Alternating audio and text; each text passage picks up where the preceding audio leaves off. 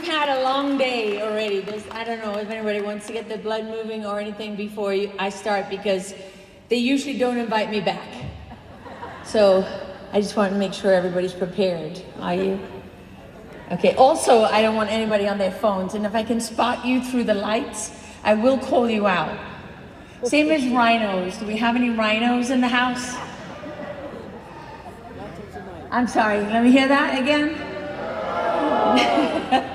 You know what you get? What you get when people pretend to be something they're not? You get a Senate that can't pass any bills. Yeah, it's not very good, is it? It feels like we're walking into a massacre in the midterms. Who's with me? What are you prepared to do to stop that? Aha, aha, the tables just turned. Are you waiting for manna to fall from heaven and someone to fix the problem? If you are, you might be sorely disappointed. I'm just going to say, welcome to everybody. Thank you very much for being here. Thank you for listening to me. Been some amazing speakers already today, and it's a tribute. My wonderful friend Brenda King, who introduced me, and Heidi, who's done an amazing job. I mean, and I really mean that. This is a big thing to put together, and they've done it so well. There's so many people behind the scenes that are working so hard, but I'm really here today. I'm away from my kids, and I'm here to speak to every one of you, because if you've made it to this room, you already know we're in trouble, right? That's why you're here. So what does that mean? What is it that I can share with you that hopefully I would say would motivate you, but alternatively I could say, if I could shove a rocket up the ass of every person in this room and set you loose, that's where we are. This is not a moment for bureaucrats. This is not a moment for those people who want to go in and clock in and just go home. This is a moment that defines who you are forever. This is a moment that defines this nation forever. This is the moment that determines whether our children, our girls grow up wearing burqas or not, whether we have any rights at all. We are in a captured state, right? Colorado is not a blue state, am I right? It's not a blue state. It's a captured state. This is not some supermajority blue stronghold where everybody, hates America. That's not the Colorado that I know. And it's not the Colorado that you know. Which means it's what? It's a captured state, because what has happened is we have allowed people to steal our elections. Not only that, something really important that I want you to think about. You know what we did to our elections? We took them from the hands of humans. We took our elections from the control of humans, and we put it in the hands of a non-human entity, which is called machines. And when we did that, we translated it into another language. Every one of us can count. Every one of us can volunteer for an election. We can go and count ballots. We can do whatever, right? We can say we have paper ballots in our elections, and then we can get up from the table where we made our little marks with a piece of paper and a pen, and we put it in a machine, and it spits out something called a QR code. And that's where our contribution to election integrity ends, because there's not a person in this room who can read that code. We can't read code. We don't know what happens to our votes.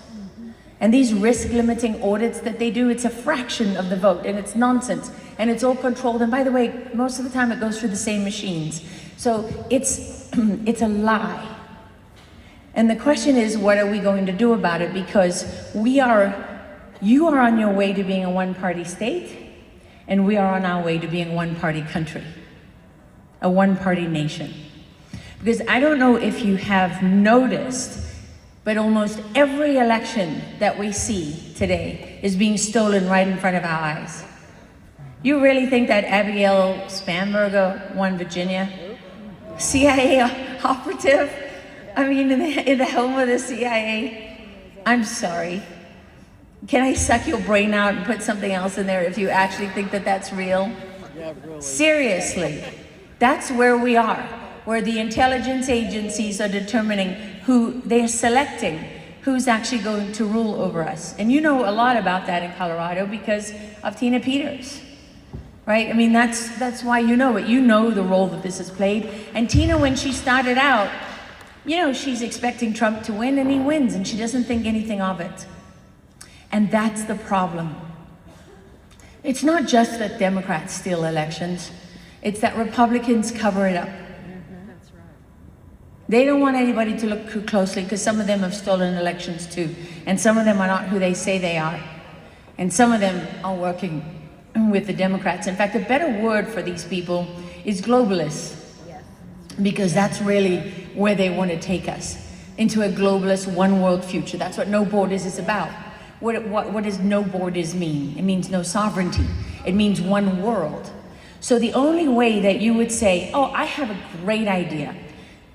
Why don't we move all of the manufacturing, most of it, in the world to China, where the Marxists can steal all intellectual property and be in control of everything. Why does that matter so much? Okay, let's see. I live in Texas. I love to hear all the people gather around my living room table and tell me how they're not taking my guns. I'm from Texas, right? I've heard the same thing all across this country. Well, what are you going to do when you don't have any gunpowder? Because you know where they make gunpowder, right? You know where we get our gunpowder from? Most of it? China. From China. So what use are your guns going to be when China stops shipping you any gunpowder? I'm confused. Wait, how about fertilizer for our food? Oh yeah, that's Russia and China. What about medicines? That was a nasty little shock during COVID, wasn't it? Yeah. To find out that most of your medicine came from where? Oh yeah, China. Okay, what about the shipping containers that move all goods around the world? China. How about the ships that move them? China. So I don't really know what happened to conservatives and to Republicans and to basically to thinking people around the country, because I heard a lot of them bitching about the tariffs and working against the president on the tariffs. But you do understand that you have no national security when you cannot make your own gunpowder or grow your own food or heal your own people. I mean, you realize that that is a national security imperative. And the only people who would think that would be a good idea to leverage out your national security and basically take a knee to the Chinese Communist Party are the people who look at the world differently to you. They look at us as a resource and as a commodity that can be harvested for their benefit. Do they need your labor? Do they need, I don't know, look at blood therapy. They talk about it. What's the secret to staying young forever? Do they need your blood? You're too old, don't worry, you're safe. They want young blood. Most of us in this room, let's face it, we're on the downhill slope. We're not going up the mountain, right? We're not looking for Prince Charming. We're looking at each other thinking, who's gonna go first? That's where we are. So that's why I don't understand why so many people are so afraid. Because it's like, why are you not afraid that when you stand before God, he's gonna look at the report card and he's gonna say, we have a problem. I didn't care how many followers you had on Facebook. And I really wasn't worried about how well your business was doing. I was more concerned about this. Do your children know me? Do your children know me? And by the way, once you knew that they rape children for money, right here in your state, right now, somewhere not too far from here, children are being raped and tortured, and some of them murdered. Once you knew, what did you do? What did you do? Were you worried about your business and how much you were going to get for it when you sold it a couple of years down the line? Is that what you were guided by? I ask you this because I think everybody in this room realizes and probably recognized some time ago that we're in a spiritual war. Am I right? Okay, so if we're in a spiritual war, doesn't that mean that the center of our lives, the thing that we should be worrying about most, is what God thinks of what it is that we're doing? And I never hear people talk about how you fight a spiritual war. And so Dr. Stella Emanuel, everyone know Dr. Stella Emanuel? Wonderful, amazing doctor who you should look up, and you can do, she provides ivermectin and all those things that people want. She was one of the very first doctors in America to stand up to COVID from the beginning on the steps of the Supreme Court. So when Stella was at my place recently, she said something to me that really stayed with me, and it was this. She said, God has power, and Satan has power. And we as human beings, we don't have power. But we forget that we have authority. And how we fight a spiritual war is we decide every single day to whom we give that authority. And when you think about that and what that means, it means that when you hand over a phone to your child with no guardrails and you open the doors of hell to them, and you never look back, and you never ask them what they're doing, and you never find out what games they play, it means you open the door to darkness. You have given your authority to Satan. When you don't know what music they're listening to, when you're still, oh, Taylor Swift, no, she does these music videos where she's a witch in the forest. But I like her music. Do you? Do you? Or Katy Perry, who started out singing gospel, her parents don't know what to do. And now she's doing music videos where she's the meat at a cannibal feast. Do you see what's happening at all these big venues like Coachella and these big concerts that people go to? And they have all this, they have this great light shows that light up the night sky, and all the kids are doing their thing to the music. And when you look at that symbology, what do you see? You see images of ancient demons. You see demonic images. You see images that are satanic. And you know what they're doing at those events? They're worshiping those demons. So whether the kids know it or not, they're participating in the worship of demons. This is calling on these ancient demons to come forth. And you know what that's called? That's giving your authority to the demonic. So instead of giving it to God, you're giving it to something much darker.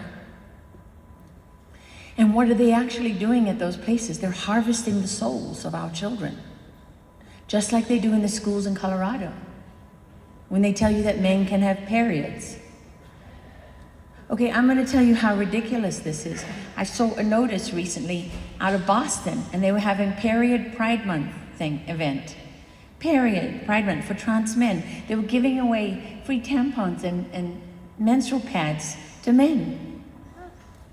And in the chat groups around this event, I discovered some extraordinary things. Apparently, men, you don't have to worry that you were left out of having periods, because if you just get some of these little plastic things and fill them with Gatorade Zero, the red one, red Gatorade, or ketchup, and shove it up your ass every month, you can have a period.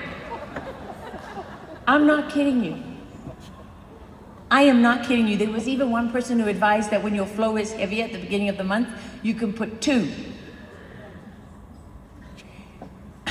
These are the people running your state. Yes. Yep. They have given their authority not to God. That doesn't come from God. It won't be a shock for anyone in this room to learn that that does not come from God.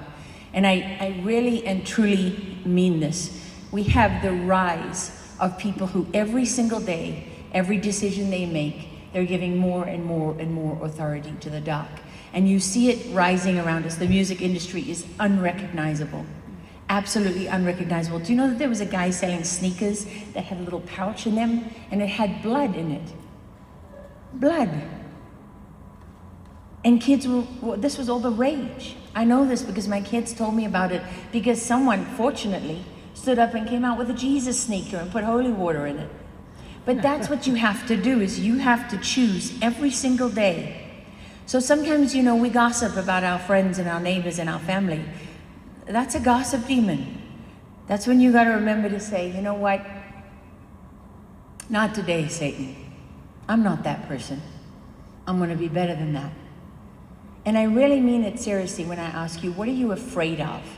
Because Mel Gibson said once, he said that the number one thing most people fear is public humiliation. And I've had plenty of it. Ladies and gentlemen, I have had plenty of it, okay? Absolutely plenty of it. On the last day before leaving office, Tulsi Gabbard released all this stuff about Fauci. I was canceled from Fox for when they asked me during COVID. They said, Fauci says if you criticize me, you're criticizing science. What do you think of that? And I said, oh, I don't know. I talk to a lot of doctors and people, and they don't see Fauci as science. They see him more as Dr. Joseph Mengele, the doctor of death. And now what do we find out? I didn't say that based on nothing. I've been working on it. How many people died from HIV that Fauci was involved in? They knew how to treat that disease. There was never a pandemic. They knew how to treat it from the day that it began. And by the way, you realize why it was called COVID-19? Because it's the 19th iteration of the virus that they've been working on in labs. That's what that 19 stands for.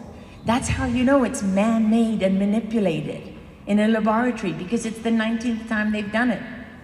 And when they do gain of function research and they give that virus an additional function it didn't have, they're creating the bioweapon they say they need to protect you from. They're the ones making it. And they're getting away with mass murder because we're letting fear govern our lives. Fear of what you lose, fear of public humiliation, fear of what they're going to do to you. Could you imagine if Tina Peters had given in to her fear? Her story is not over. It's not yet written. Just shy of 2 years in prison. You know, she did that for every one of us. And not every one of us is built to be a Tina Peters, but every one of us has the ability to choose to whom they give their authority every single day. You have the ability to choose whether you let your kids go off to college and never come home and you don't say a word about it.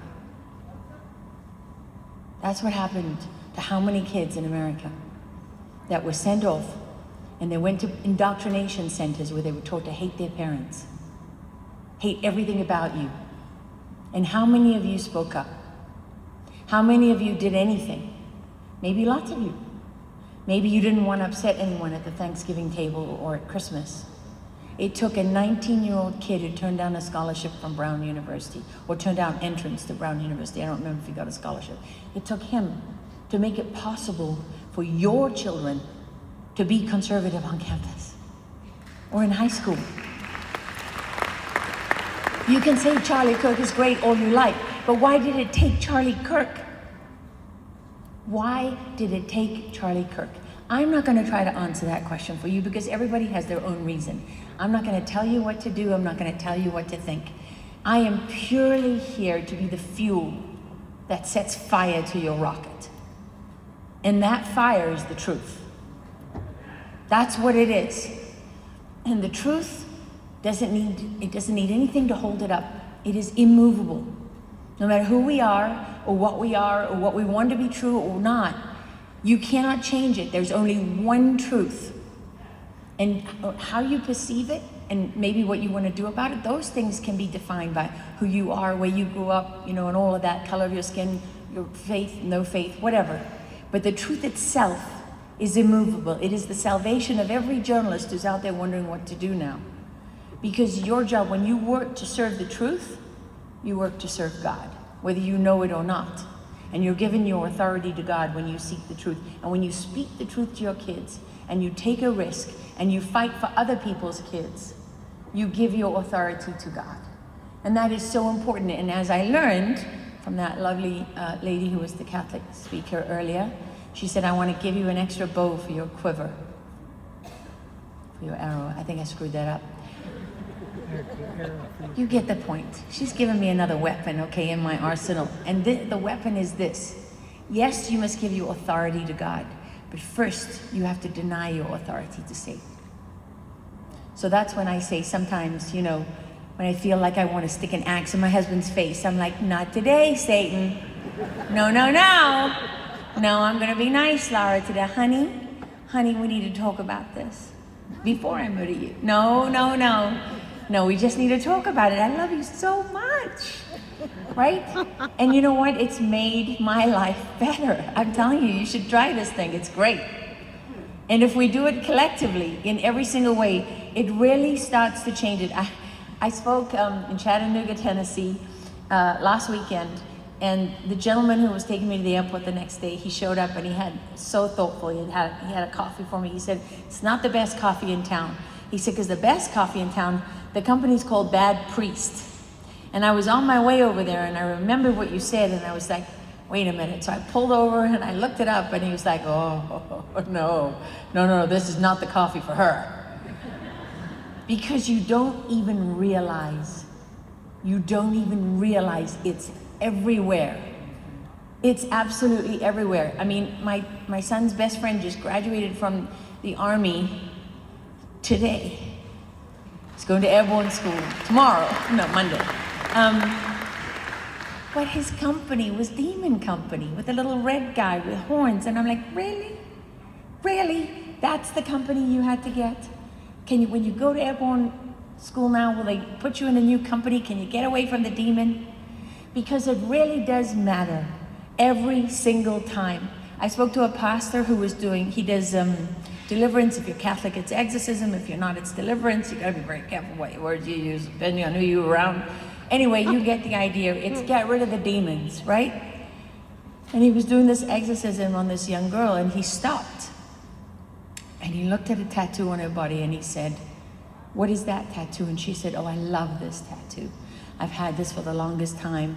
And it was something about rebel, or rebellion, or whatever. And if you think about it, God asks us to do what? He doesn't ask us to rebel against him.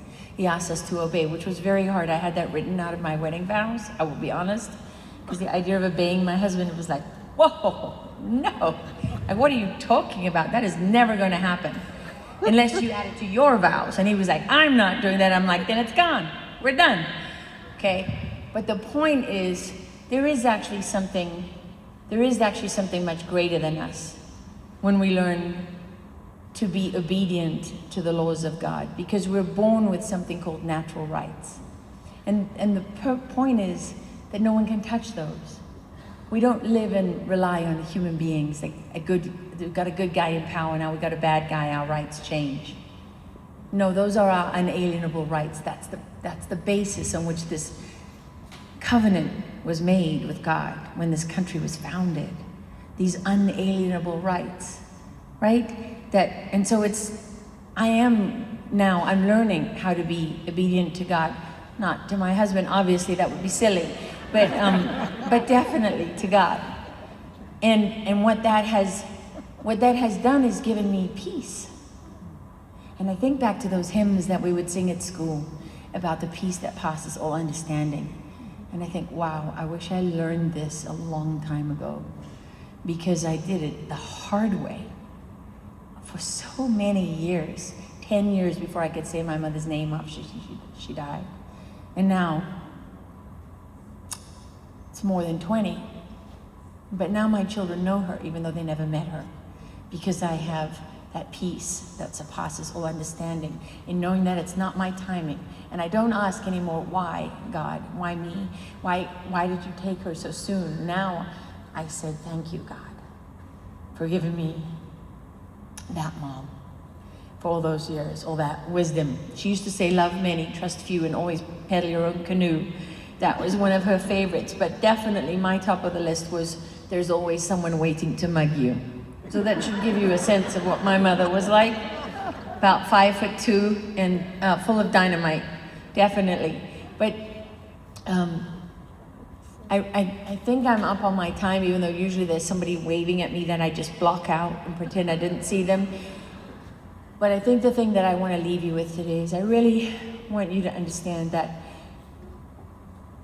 the good options are closing every day. They're not going to be there forever. Those things that look so terrifying to us right now, we're going to wish we'd done them with what's coming.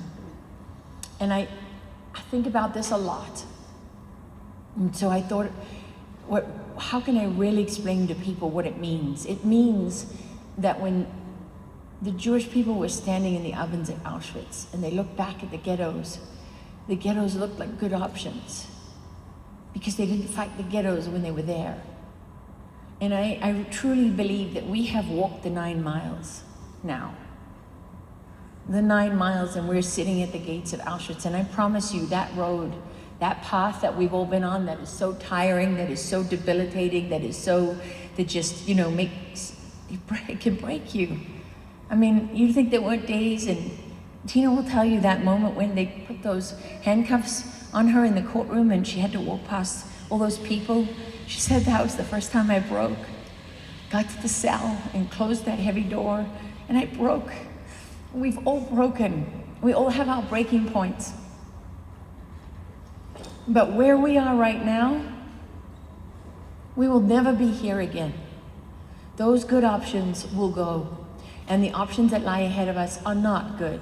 You see this inexplicable rise in these outward displays of Islamic kind of political domination. Not the people that are worshiping, not the people that are going about their ordinary business, not the good people that we all know, not them.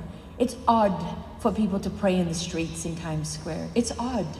It doesn't make any sense. You know, when you go to Baghdad, by the way, I lived there for 5 years, I never saw people praying en masse in the streets. It's odd that there are Shiite ceremonies of Ashura where they do all the self-flagellation and blood and everything flying everywhere. I used to have to be in the Middle East to see that. And now I can be in Dearborn, Michigan, or Dallas, or something like that, or Minneapolis, or wherever it happens to be. It's odd. It's odd that I spent more than 20 years on the battlefields, and I listened to soldiers, going on 20 years, not more than. And I listened to soldiers tell me over and over again, I'm here so that we don't have to fight this war at home. But they left out of the script that we were going to bring the enemy to our door. We weren't going to finish the war. We were going to withdraw in shame and pretend that it wasn't surrender when it was. Oh, we were going to really screw over our allies. I forgot that part because I have a little bit of this week, but I have yet another series of pictures of an Afghan commando in his uniform serving alongside us and then being beaten to death by a mob and then his corpse, right? Because we put the terrorists that we fought there in power, and we're still sending them in excess of $40 million a week. And by the way, the Save America Act is not the only bill sitting in the Senate. The bill to defund terrorists and stop sending money to the Taliban that Tim Burchett wrote, Burchett, Tennessee, okay? That bill has also been sitting in the Senate for more than a year. Unbelievable. Unbelievable. These people that want to turn this country into a one-party state want you to participate in the mass delusion that you can maintain your sovereignty with open borders. That's a lie. That you can elect socialists and not become a Marxist country. That you can elect Islamists and not have Sharia law threaten the Constitution. None of that is true. And all of these people are working together. Every single one of them. And when you see Mamdani, you should imagine George Soros to his left and Satan to his right, and right over his head, the Bilderberg Group and the United Nations and Xi Jinping from China. That's what you should see. When you see people coming over the southern border under Biden, what you should have seen is all the people funding them, the people directing them. You should never make the mistake of seeing these people on their own. Because I can promise you, they don't struggle to raise money. First of all, they figured out how to rob us blind, right? So they let us slit our own throats. And then they figure out how to get away with whatever they want. And then they figured out how to create a system, an industrial complex of NGOs where they reward each other and they launder money. So our enemies are vast and they're ruthless. They are absolutely ruthless. And we are literally on the cusp of losing everything because they are vulnerable right now. Because accountability is being worked on. I know we would all have liked to have seen it happen, and I don't know how you do accountability after the midterms if you lose the House and the Senate or both, or maybe it doesn't matter because apparently the Republican Senate isn't Republican. But I do know this. I know you don't want to go to your grave in a well-preserved body, leaving behind an organized estate. I prefer to slide in sideways screaming, holy shit, what a ride. And I would recommend that for everybody here. Okay.